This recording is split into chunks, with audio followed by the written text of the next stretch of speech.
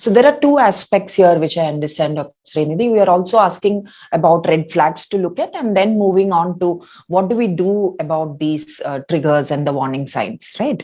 So let me answer the first question of what are the red flags which we need to look at as women, as parents in our children. Of course, now as we all know, sleep is a major aspect here, especially during the pandemic and after the pandemic is almost, on a plateau now, because most of the time kids are at home. We do not have a sleep cycle, so our circadian rhythm is totally upside down now. So what we are seeing is, girls are sleeping. I'm not saying girls alone. We are looking at all genders, but because today we are focusing on women, I'm using this particular term as girls. We're seeing kids as such and adolescents, teenagers sleeping at, the times which are totally away from their normal sleep cycle, which definitely is a huge red flag. So many times what happens is, because the sleep cycle is not done properly, the eating cycle also gets haywire. So, there is a lot of binge eating, there's a lot of eating way through. In the daytime, they do not eat well, or they binge on junk food, or they eat something which is not healthy, or they have a long time of, starving, and then they suddenly go and eat.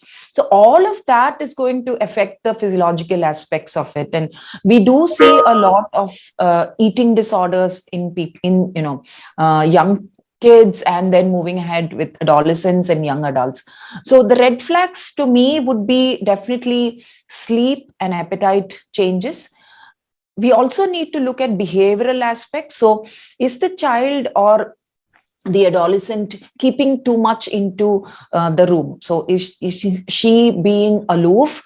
Is she not talking too much, or is she getting more angry than before? We always think that, during the PMS, all the girls will have some moods, but we are also looking at, are these the general mood swings, or are these too pronounced that the mood swings are too much? Are they also talking about self-harm, or are they actually indulging in self-harm? And these are definitely red flags which the parents, the educators, and the others need to look at and try and help the child, support the child, help and the adolescent, and help the child to bring in, develop awareness in parents, and take the child for a mental health consultation. Yeah. So as we move ahead, we look at other red flags as to, is the child spending a lot of time on social media? Is it only a private chat, or is it more on gaming?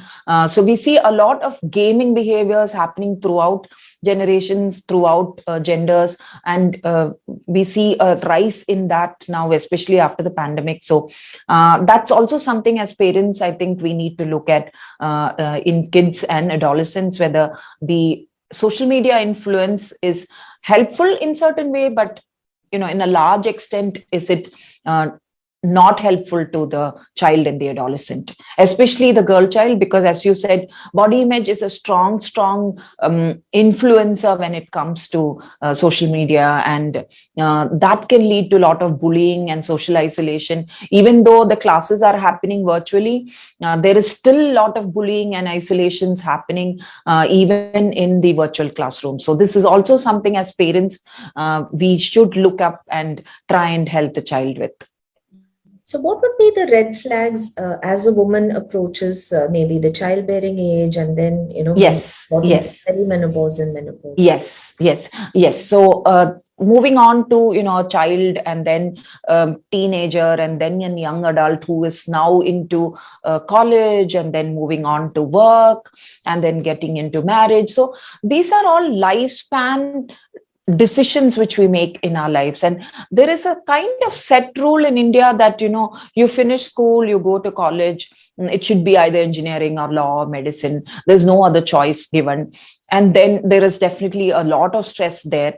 And then as the child grows older, and then once she gets into a job, she has to be in one of the well-known companies, otherwise whatever she's educated is not going to be of much help, because in quotes that is the marriageable criteria for the child, for the adolescent, or not adolescent, for the young adult. And many times her value is considered as what is the degree she's done and where is she working. And till marriageable age, that is what they are looking at. After marriage, we do see a lot of families asking the person to leave the job, because then she has to start a family, she has to get pregnant, and then take care of the children. So many times that itself can cause a lot of stress as to why are we looking at girls simply as machines.